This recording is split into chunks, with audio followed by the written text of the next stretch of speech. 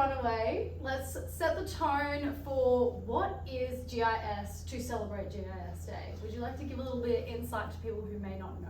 Yeah, so effectively what GIS is, it stands for Geographic Information Systems. And so effectively the geographic part is a latitude and longitude or an X and Y coordinate about a certain aspect. And so everything has a latitude and longitude or an X and Y coordinate. And that's effectively what GIS is. It's getting information about a certain location and storing that into a database. And would you be able to give me a few examples of how that data may be used?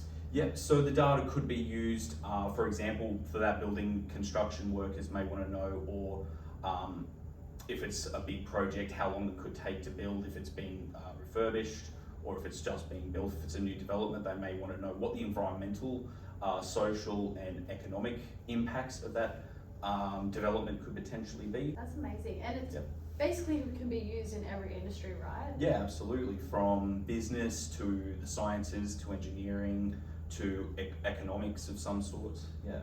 So it is a crucial industry that exists in today's world. But I think it's so versatile. I've looked at even just at uni alone, I've looked at tropical cyclones and how they can impact on Fiji, for example.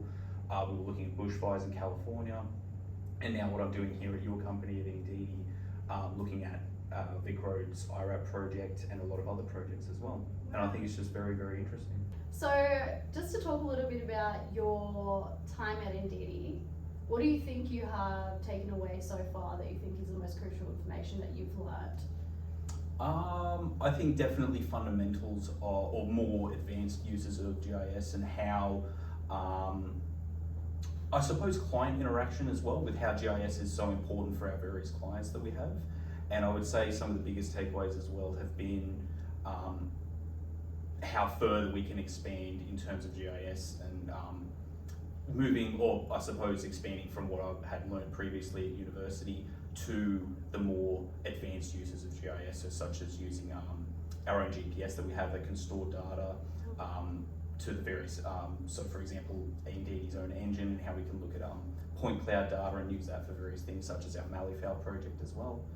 And also looking at advanced uses of QGIS with our Vic Roads IRAP project as well. That's fantastic. So would you recommend to students that are studying right now in GIS to take on the Anditi undergraduate program and work as a casual here? Absolutely, I think, yeah, definitely. And I know my supervisor for who teaches the spatial science courses she actually recommended me to work here, and I've loved it.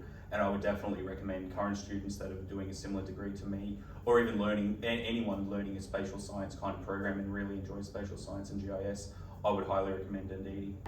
Hint, hint, nudge, nudge, Peter. Hire the man full time. Yeah, well, thank you so much, Jake, and happy GIS Day. Happy GIS Day. Thank you. And happy GIS Day from Anditi.